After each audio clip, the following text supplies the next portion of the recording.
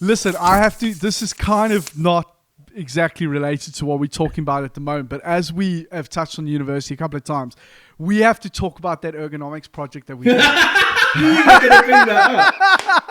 The box. The box. So listen, I just to kind of give somebody a precursor to this, right?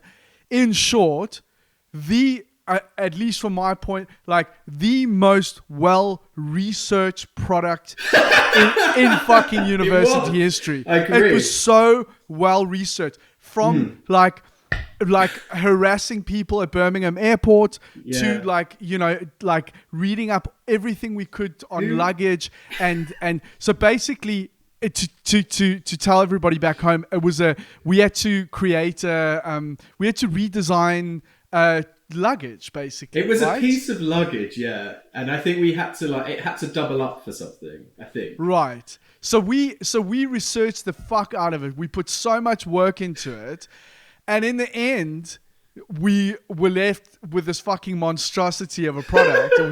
But because it was so well researched, university fucking loved it, and they realized like how much work had gone into it, and all the like from a research standpoint, how brilliant it was. In terms of product execution, terrible. So I just like this is a really important thing that we can get into it now in a second because it was fucking hilarious. But I think this is a subject that keeps coming up from time and time again because, you know, we are so obsessed with like what mark are we going to get from university. I remember our Top Gun speech by one of the university lecturers when we in the first year. We won't mention his name. And he kind of said like, who's going to get a 2-1? Who's going to get a first and whatever? And everybody was like, yeah, me. It was so fucking cringeworthy, right? But if you chase after that, that's not the thing you should be chasing after. So do you want to just explain a little bit about what this product was that we worked on?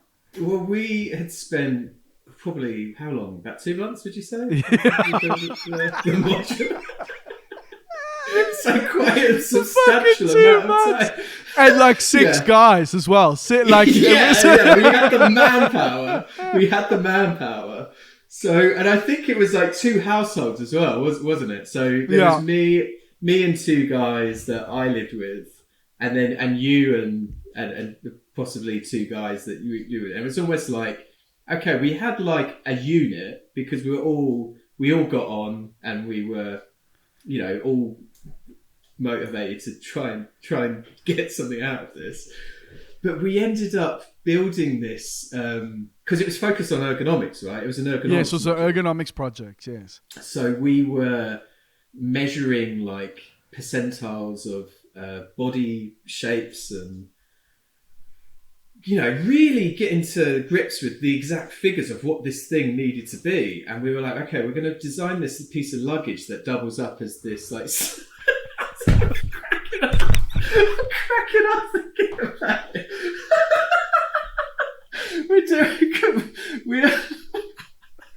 It's like a bad Dragon's Den project. We built this luggage. This piece of luggage that fitted every single fucker out there. Like it was designed to fit every single situation for every single person on the planet at any time. And it ended up being this giant MDF box, right? We chose an MDF. No, I think we had to just build like it was almost like a prototype. It was like and 30 kilos or something. We put this MDF box on wheels, and oh god, and we sort of managed to construct this seat on one side of it.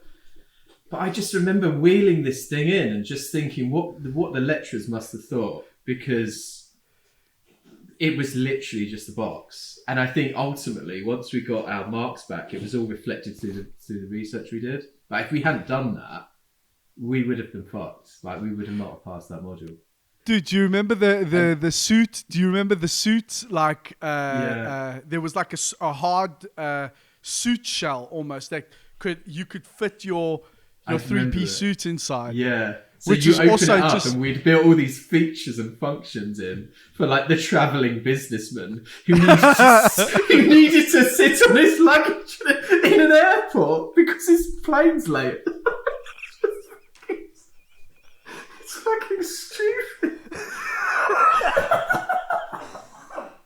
It's so stupid. And then to celebrate, we wheeled it down the steps, didn't we? And it was the Morris Foss building. Stairwell, so we just launched it down the stairwell. We just launched it. As soon as we got out of that presentation, we just launched it down the stairs. Fucking hell. That was amazing. Oh, God. It's so funny. It's hilarious, dude. I mean, I have to, again, I've talked about this before, but I got so fucking caught up at one stage about going like, oh shit, I've got to do this like design and context thing, like, and I've got to do my best at it because I want to get that grade. And then at times you find, like, I'm terrible at like managing time and lots of different projects. And I remember like how many times my creative work suffered because I was trying to tick all these boxes along the way. And in the end, like, I was totally focused on the wrong thing. Yeah, I can relate to that. And I think like that project was kind of the epitome of that, really. Like when you think about it, you know what I mean?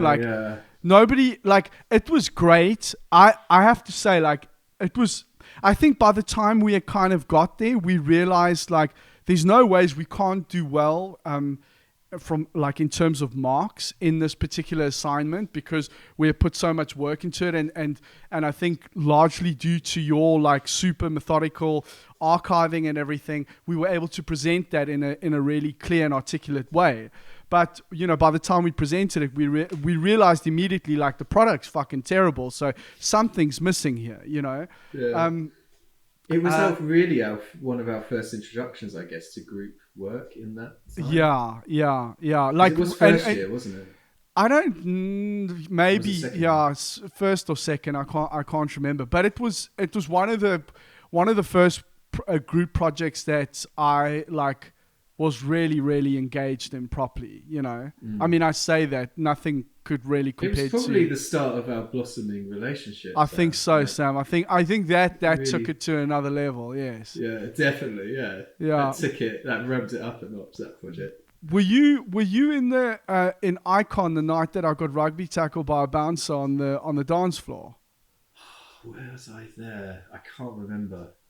I think you would have remembered that. Kettle remembers that vividly. Like he witnessed the whole thing. But I thought that you would have been there that night, which is neither here nor there, obviously. But I just, it was probably around that time. I remember those. I do remember people getting into sticky situations in Icon a lot of times. Pretty ropey place. Yeah. Yeah. I'm lucky. I never ever got. I never really got into any serious shit there, and it was surprising given like how much time I was spending in fine establishments like the Oak, for example, like till like 5 closing time, which is like 5 a.m. every day, Yeah. It was always quite easy, seeing it was literally opposite where we studied. You literally crossed the road.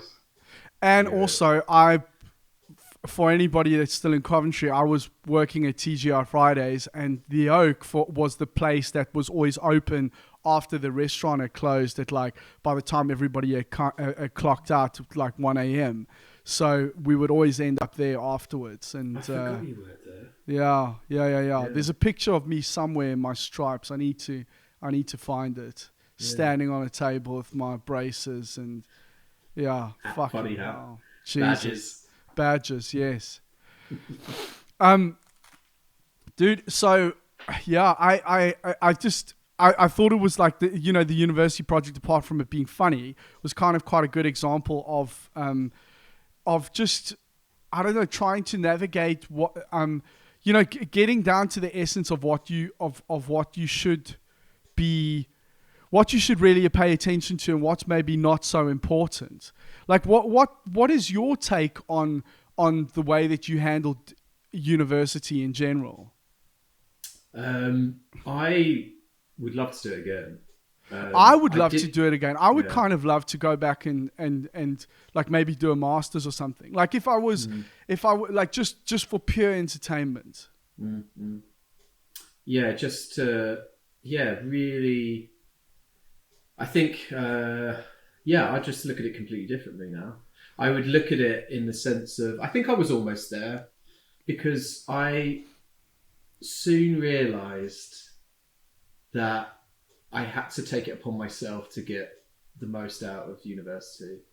And for my age and the situation that I was in, I felt like I managed to squeeze everything I needed to get out of it, but it wasn't without being really proactive myself. Like you can't expect somebody else to start it for you. If you have an idea, you have to run with it.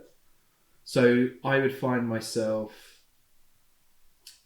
I was best mates with Dave. Yeah, Dave. I was best mates with Dave, but it was Phil, wasn't it, who ran the workshop? Was his name Phil? No. Phil, no. I know who you're talking about. He was fucking brilliant.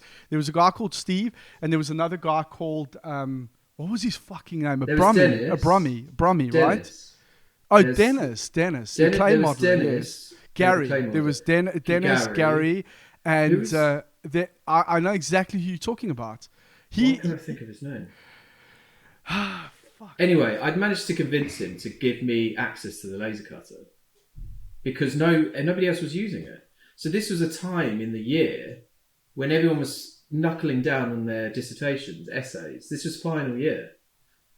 And I said to him, I've got this idea. And he was like, okay, would you want to use it? I'm like, yeah. Like, is it free? Yeah, no one's booked it in. No one will be booking this in for months. It's sitting there. Do you want to use it? Yeah, I do. I was just cutting stuff up on the laser cutter. No one else was in. And everybody was either at home sketching, upstairs sketching, or whatever. I just randomly going into the workshop one day. No one's using any of this stuff at this point in time because we're all expected to do other things. Now I can still do that stuff. I'll do it in my evening. I'll do it, my lunch, whatever. I was like, okay, here's an opportunity. I'm going to just cut stuff up on a laser cutter for months, just working out what it does and how to do it. And I built this like a really great relationship with him. And by the time that everybody got serious for the end of the year to build their models and produce these things, I was first in line. And I was cheeky. And I felt bad, but he didn't care. It was almost like, oh, I need to get this cut. Oh no, but Sam's using it this afternoon. And I felt bad.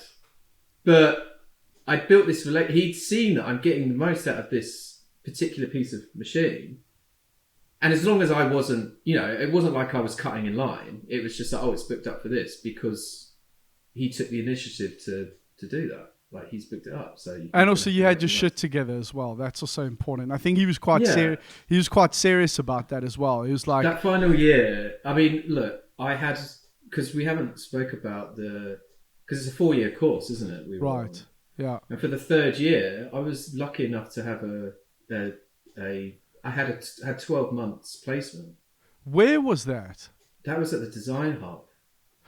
Ah, fuck! I remember that. Yes. I don't know what it is anymore. It's like a business arm, and it was a design studio specifically set up through university to supply design work to clients. And at the beginning, I thought this is shit because it's to do with uni. Like, what am I going to get out of it? It's almost like chickening out and being like, I might as well do this. I might, do a uni project in the uni building, or whatever. Yeah. And I was thinking, do I really want to do this? And I convinced myself I did because of the huge amount of like variation in the work, like graphics, products, everything. Yes. And I was due to leave that placement after like 3 months, and they said, "Do you want to stay on?" I said, "I'd love to," and they paid me. They're like, wow. they were paying. It wasn't like good money. It was like internship money, which is fine, which is because I was learning. But I stayed there for 12 months. What sort of stuff were you doing there, Sam? I was designing. I think that basically was the nail in the coffin for because I was always product. Like, even though I started on the transport and the transport design course. So you wanted to do cars initially? Well, I was kind of on the fence. Like, I knew that if I wanted to do it, I could do it because I could see that it was an offer. And when I was put into I studied product design at school. I studied product design at college. Went to university, and I was initially looking at all the machinery, thinking, okay, these guys are all making cars out of this stuff. I want to make products out using this stuff instead. And I saw that they did products. Oh, okay, cool. Let's give it a shot. Got there and never tried to limit myself, thinking, right, you have to stick to products. It just ultimately got me in the end. Okay. But I just lacked I understood what real passion looked like in the car design world. Like, I could see it in people that I studied with. And it wasn't like I took a seat back and like, oh no, you deserve to be a car designer. I just lacked, I saw what passion looked like. Was there anybody that stood out to you from that time? Yeah, loads. Like Ian, definitely. Like, there's just people that you could see that being like, they're going to make it. Like Carl is what was one. And he was so hell-bent and focused on one thing, and he achieved it. Yeah. And Ian's another. And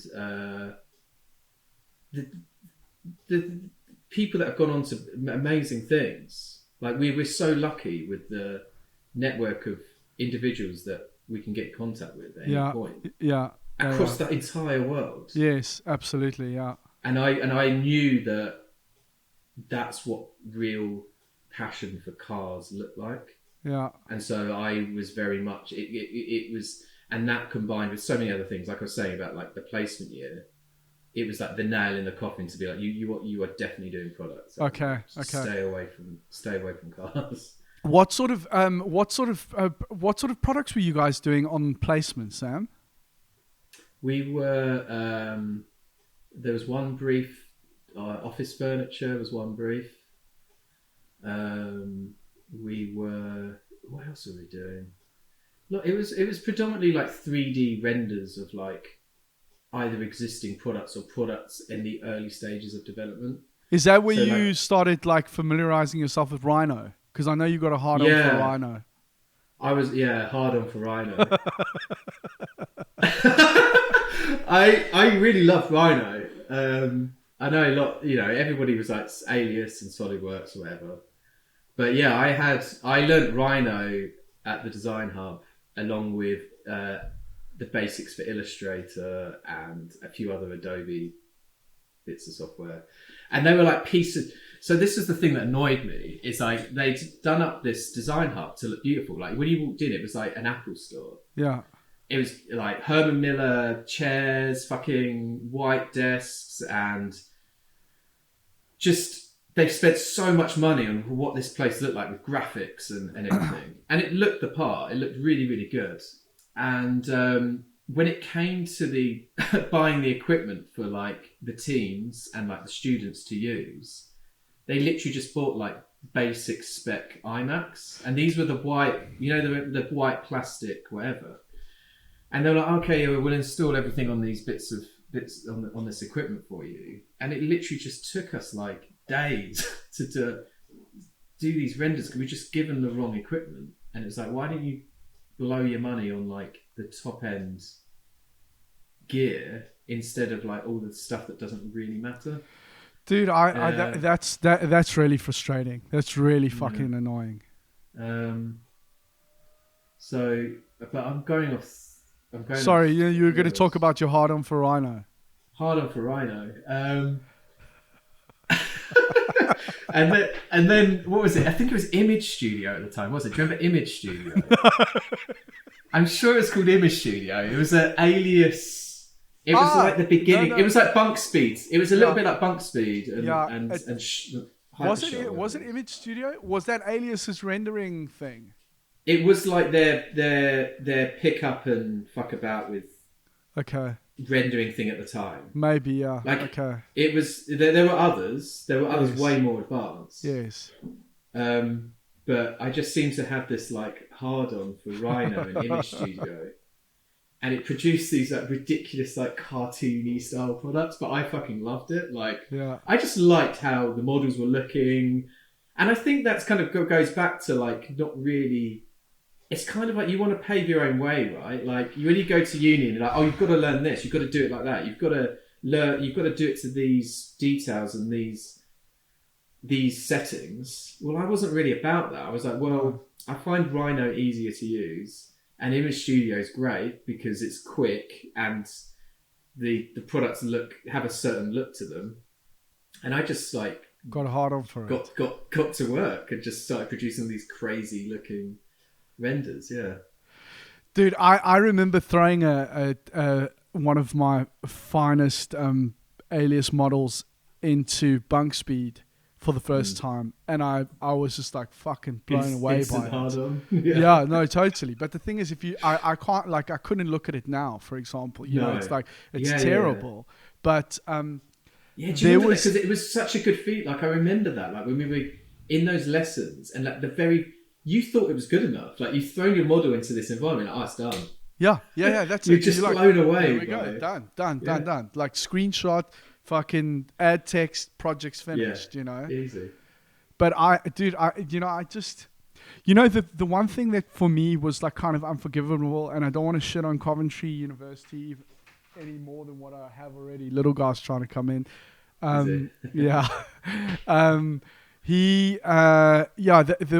But the thing for me that is kind of unforgivable is that when you get to the point where you like really want to learn how to use something or do something, that was kind of missing for me.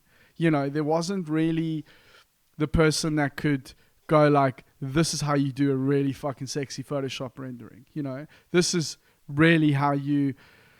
I have to say, Brian Clough in the final year, much respect to him. He finally, he was the guy that eventually realized that so many people were missing fundamental illustration skills, and he actually took it upon himself to sit down with.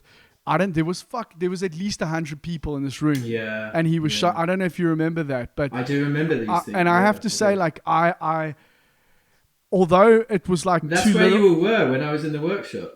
Right, probably. Yes, exactly. But that was a really cool thing for him to do, and it wasn't his fault that we were there. But he was the guy that took some fucking responsibility and was like, "Shit, this is this could make a difference to people's final year presentations, which in turn could be the difference between whether or not somebody gets a job at the end of the day. You know." Yeah, I think we got the balance and where the blame lies, I don't know, but I think the balance was a bit off in terms of,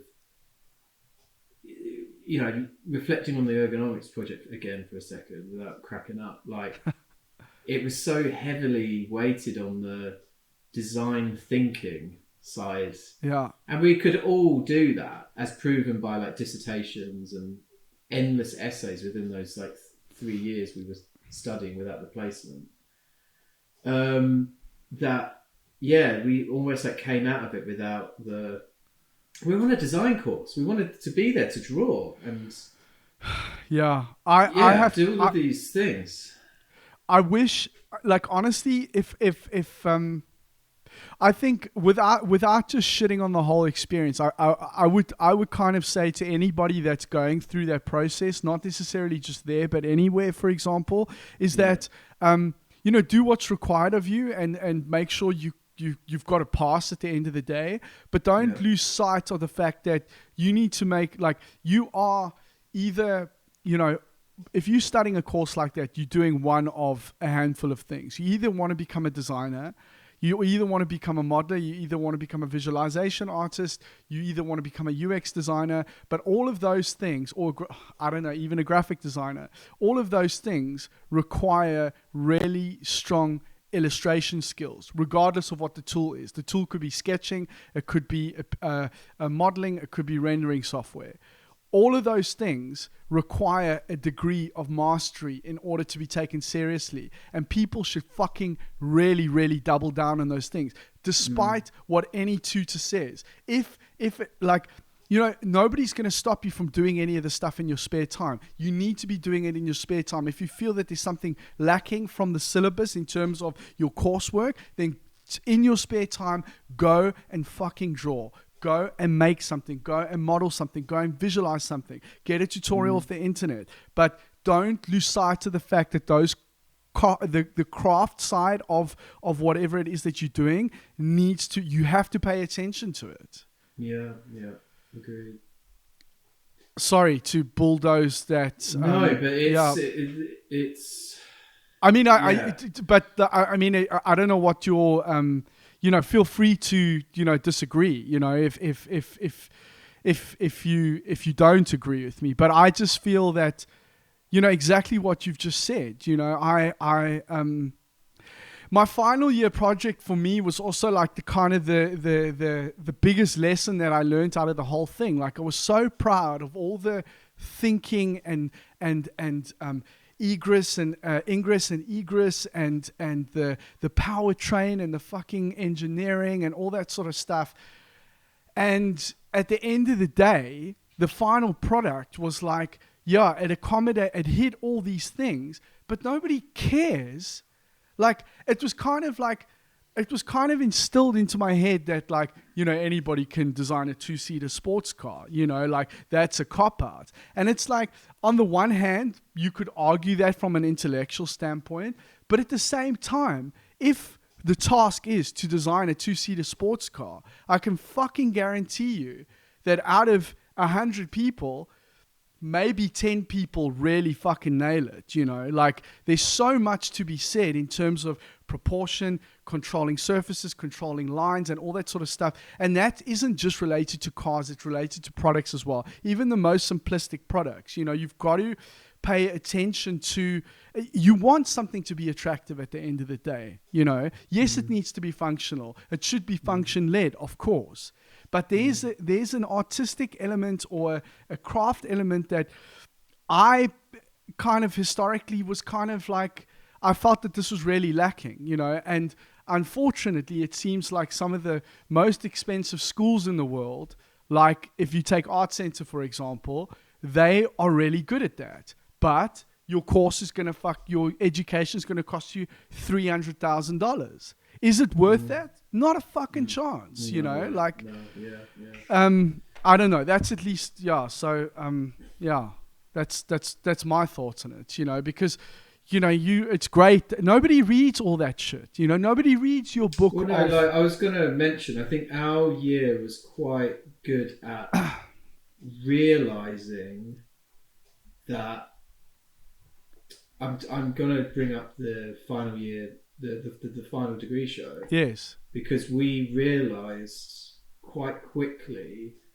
that the things that were going to impress, because this was a time when, because I remember our degree show, we had a lot of professionals come to our show, and a lot of people got jobs out of that. Yeah. And I remember we took it upon ourselves to do that, to put that show on all together as a year group, and it fucking smashed all expectations.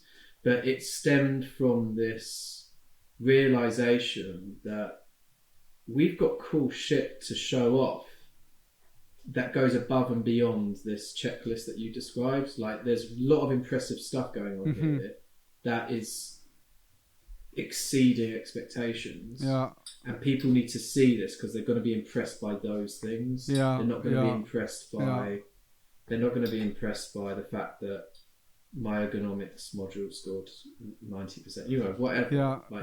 Fuck that. They want to see a beautiful model of a Jag, like, or anything, like anything that just that has had so much creative thought put into it. Yes. That it's just blowing everything else out the water. There was a lot of great shit that year. There was a lot of really great stuff that year. And I have to say, like, you know, a lot of that, dude, I have to say that I wish that I was a bit more streetwise when it came to that sort of thing. Like, for the most part, I'm a fucking rebellious person. I don't like to be told what to do. Definitely from an education standpoint, I at school, I was not interested, and I was comfortable with, I enjoyed school, like from a social aspect, and I actually enjoyed a lot of the teachers as well. But I was just not interested in the work, like the academic work. And I was like, this is pointless. That's pointless. This is pointless. But I placed too much importance on what was being fed to me at university, because I naively at that time, without any information available to me, without knowing anybody or having any exposure to the industry, just bought everything hook, line, and sinker.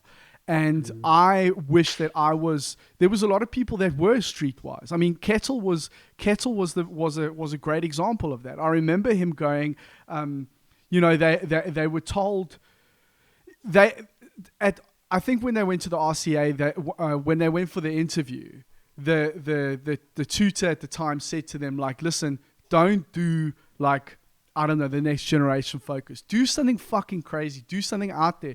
Do something like really conceptual. And that was kind of against all the advice of the university lecturers at Coventry at the time. And he kind of rebelled against it. And I remember at the time thinking, like, dude, that's like, you know, it's a pretty ballsy attitude to have. And of course it fucking paid off, you know. And I, like an idiot, like followed all the rules, and you know, it's, I don't know, whatever, you know, like we all got there in the end, but I kind of felt a little bit let down by all of that, you know. So again, it's no disrespect to Coventry. There was some great tutors there. I don't want to hate on the place. I just want to say that, you know, people need to be aware of the bigger picture. And despite what you hear from any design director or famous person, or whatever the case is, this is a visual industry. People pay attention to nice things. You should pay attention to that as well. Yeah, agreed. Yeah.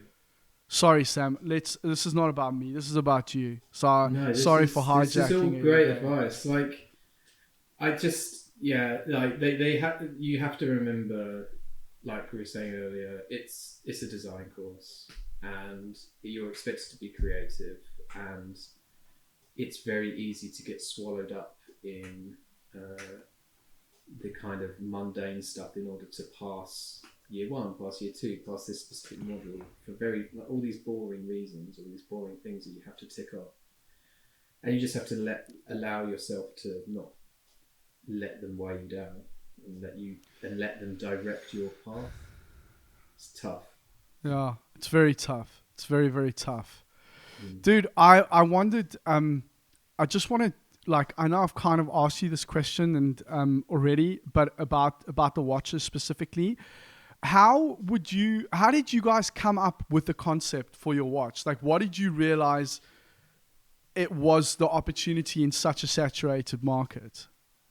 Well, we've never had an ambition to grow to be this huge, like, global company that ships millions of watches around the world. We've always remained a micro brand, so we only build X amount of watches every year, and we essentially want to, like, retell the story of the watch, starting from the dawn of the gents' wristwatch at the beginning of the last century, and work our way from there within our own context. So, you know, if we were going to design a watch in the 1910s, what would it look like? You know, if we were going to do it in the 20s, what would it look like?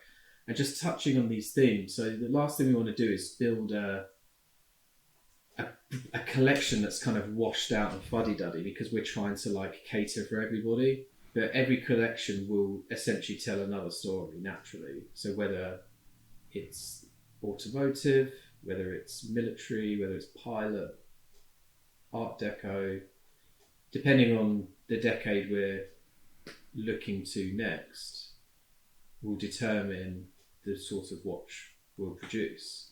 And it's great because, you know, I love research. Like, I know we've been shitting on it for the past hour or so, but no, when it comes to you know, really understanding the context of design and allowing, like, and seeing as our brand is built within this framework of like retelling this evolution decade by decade, it, you know, we really go to town. We really like do our research and say, this is how watches were. If we were gonna, you know, invent a time machine and go back there ourselves and do our watch, what pioneering, you know, aesthetics do we want to introduce into that watch? And we don't, you know, we're not just, it's not meant to be like a pastiche. It's meant to be forward thinking still.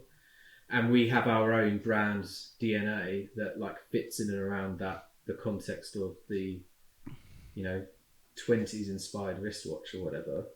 So it's not necessarily rooted, like it's not automotive per se. It can be like bomb, like a World War II bomber inspired. Yeah, it could be like all of these things. Like if we talk about because we only went into the automotive world in we released a model called the 1968. Yes. And we don't look. You see like you think of you there's certain things you think of when like you're thrown a keyword. So one of them being like automotive watches. The thing I think about, and you see absolutely everywhere on automotive watches, are bloody car gauges. And it's like, why the fuck does a guy that owns the most beautiful classic car want a gauge on his watch like every single time? Why does every automotive watch need to have a bloody gauge as its dial? And it's just such a quick, easy, like lazy way of like linking the two worlds. So how would you link them? What is your approach to it? We basically looked to what you know, the actual innovations that were occurring at that time linked to people driving these cars. Like we were looking at motor racing and being like, okay, well, what do these drivers wear when they come off the racetrack or when they're in practice, you know, whatever. Like, let's start there, and what other stories can we introduce to this concept along the way? And we got absolutely obsessed with late 60s color schemes on cars, because obviously that's when, you know, you can't do it anymore, but they're trying to flog tobacco products like from that period onwards, because it's just mad to think that you were allowed to do that. And no, so, have you seen? Do you know what I mean? Have you seen the Camel adverts of like a doctor smoking? Say, my doctor says to stay healthy, smoke Camels. I know. But this is like, we're talking about it like late 60s was a long time ago, and I wasn't around in the late 60s. But I was around in the late 80s, early 90s when they were still fucking doing it. Like, it's just such a weird part of like recent history where you were watching like Senna bombing around a racetrack, promoting Marlboro. You know, what the fuck? Like, James Hunt was actually smoking them in the fucking pit lanes. Yeah, it's mental. But we got obsessed with that story, as in the colour combinations, and it just stemmed this whole not innovative, but a very individual thing that we promoted, whereby it's a very, in essence, it's a 60s racing watch, as in a sports watch with the rotating bezels and the markings on the dial that very much links it to the sports watches of that era that these gentlemen would be wearing, that we literally just threw colour at it, and just it turned into this whole other thing that we don't see around that often. Is like that V graphic, is that inspired by the Marlboro cigarettes? No. That's okay. what you talk about our logo. Yes, yeah. On the no, like we would just I think we kind of like modified a bit of our branding on that watch to kind of suit some of the racing graphics that you saw. Yeah, maybe subliminally it was actually. I know the thing you're talking about, but yeah, it was just we just felt like with the addition of color, because we've been so boring in the past, and it's only in the last two collections where we've been like, this thing's getting as much color as it can, and people like, we can absolutely relate this to another line of conversation, because we've done boring shit in the past and nobody reacts to it, and we think, oh, this has got bestseller written all over it because it's what a watch looks like. It's like bombed and continues to bomb because it's too normal. The minute we think we're going over the top, it's not enough. If we push it and push it and push it to the point of complete bonkersness, people really react to it and they love it, and they love the individuality, and from us they expect crazy designs now. Like, our customers have that as an expectation. Sam, what do you guys do with a collection that bombs? Is everything kind of can you to sell it? Can you no, like, don't get me wrong, there's still people that are interested, and it helps when we do the show. Look, when we do it, none of our collections are boring. It sounds like I'm belittling. No, but it's being, but at the same time, it's being honest, and that's real, and that's exactly. And it's very hard to communicate some of the nuances online when you're not in person. The minute that these people see the products in real life, they suddenly realise, oh, okay, this is actually different. Yeah. Okay. So it's always difficult, but yeah. So you would obviously focus your attention in the real world to highlight what those differences are.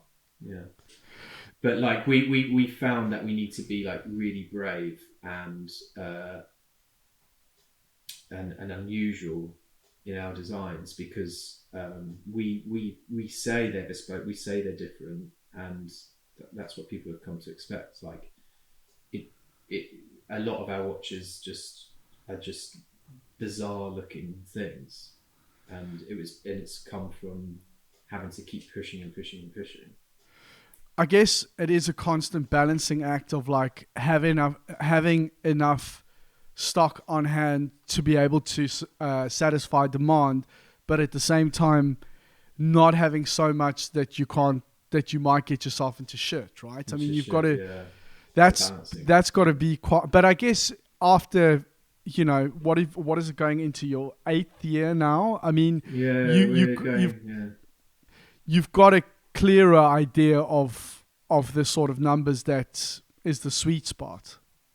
Yeah, we've got, the longer you are in this world where you are reacting off of like real data in terms of what people like and what they don't. Although saying that, like I've never got the bestseller right in our 8 years, as in like we've got the collection approved and designed, and I say, oh, it's going to be that one. I've never once got it right. I've always got it wrong, and people have reacted to one completely different. Dude, it's funny though. Weird. I mean, again, with the music analogy, I mean that happens all. I mean, now we're not really in the age of albums, but there's no end of examples where producers, record labels, or even artists have got that sort of thing right, And it's funny, like we think that we understand so well, especially the people that are creating whatever it is that they're creating. They are it's their gauge is not necessarily what the consumer is going to be consuming. Yeah. So it's tough, but we know we know we've got our rule book. We know what to do, and we don't tend to obsess over that sort of particular anymore. It's okay. Like, it's fine. We know that as long as we push ourselves in this general direction, it's going to be okay. Sam, what's in the name? What, our brand? Yes, WT author. So it's a partnership. Yes. That we Holland and Wilkinson. No, it's Wonka. Wonka, yeah. pair of Wonkers. So we wanted this brand to, you know, have a lot of meaning, and a lot of meaning to us first and foremost. And we each chose an initial from like somebody who had inspired us to do something with our lives. But like somebody's not here anymore. So like I chose a gentleman called Win, who basically he was like so I went through a pretty rough childhood, and he was a neighbour of ours who was an ex-headmaster. And he essentially took it upon himself, like, because he was retired, to like not homeschool me, but extracurricular, you know, teach me how to read, do maths, and I loved it. And I used to go around his house, I don't know, 3 times a week, and I you know, like to think that he liked it too. But he, I always have like fond memories of him, and I mean, touch words, like I'm like 35. I'm 36 in September, and I haven't experienced that. I'm getting deep here, Sam. I haven't experienced I haven't experienced that sense of loss yet. Like I'm so lucky. Like I'm approaching 40 rapidly, and everybody I have loved is still around me. Is he still here? But he's not. No, and I've always had a attachment to him because of the importance. He basically taught me to learn without thinking, fuck this shit, like I don't want to do school. Like learning how to learn is a difficult thing for any person, but he did it. He like absolutely drilled that into my head, like the joy of learning. Like you don't have to think of it like maths. You just be interested in the subject and get into it. And he was very instrumental in that. So his name is Win, which is represented in the W of our brand, and T was, and I cannot go into Jon's story in as much detail because obviously he has his own emotional attachment to that, and then hence why we named the business this. T was is Thomas, who was Jon's grandfather, who served as an equally inspiring figure. And we just love this idea of storytelling. Like we love a narrative. We love a romance attached to a product, and we literally jumped on the word author, which it's got so much sentiment attached to it. Like it's almost like sacred to us now. Like everything we are, whether it's to do with the watch brand, whether it's any other activities we're up to, is all linked to that word. And we just love this idea that you know, we've almost built this character that represents our brand through kind of sentiment and meaning and symbolism. And yeah, I could go on and on and on and on, but yeah, that's a kind of brief capture of what's in the brand. Yeah. Dude, I had no idea at all. I thought I wrongly assumed at the time, like it sounded like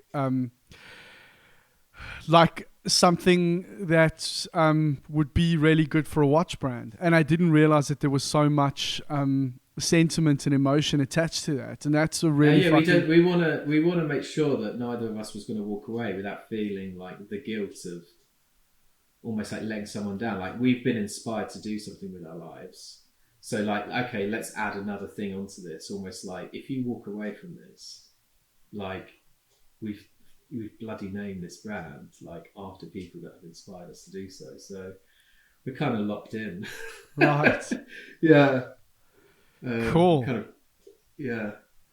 That's essentially it in a nutshell. And we want to like obviously like attach. So that's the brand. We obviously want to attach that thinking to the products that we're producing at the same time. Yeah. Dude, I don't think we could end on something fucking better than that. That was amazing. Why? Okay. Before we say goodbye, I'm gonna do the very predictable thing about asking what advice you would have for somebody else. Let's not say becoming a designer, but somebody starting their own brand or product or business. Starting their brand.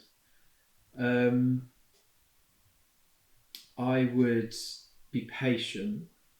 I think patience and just a head like on you that is happy to realize moments when you fucked up and act on them. Learning from them to never do them again. Being malleable and trying to treat the process as organically as possible. Those are definitely things that have like served me well over the last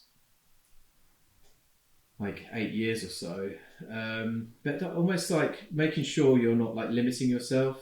I think a lot of people, I try not to like be too hard on myself in terms of where the brand has reached or where a specific product has reached, because it's very easy to measure success on what everybody else can see. Like, you know, there's two people in the company that, you know, when we work together, that know the full story. You know, that we know what goes on each other's private lives. We know the way that we're assisting, you know, others, that is bringing equal amounts of success. And we never want to like disrupt that. So like, yeah, like allowing yourself to take those limiters off is quite important, and actually prioritizing every aspect of your life and where the business is going to fit into that, rather than the other way around, is really important. You know, it doesn't need to be, you know, it doesn't need to be an overnight success instantly. And whatever life is throwing at you, the business needs to be like robust enough to cater for that along the way. And yeah, we've had our fair share of like ups and downs. Like it's you've got to make sure that you can deal in extremes.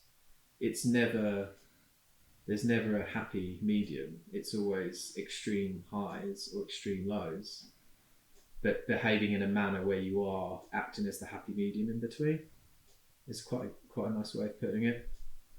And ultimately, like, I've had the most fun, and to do that with somebody I would class as like a best friend is pretty special. Yeah. Try and make your own luck in that department, because I wouldn't know how to advise getting to that, but yeah, it happens. So it does happen. Dude, that was fucking great.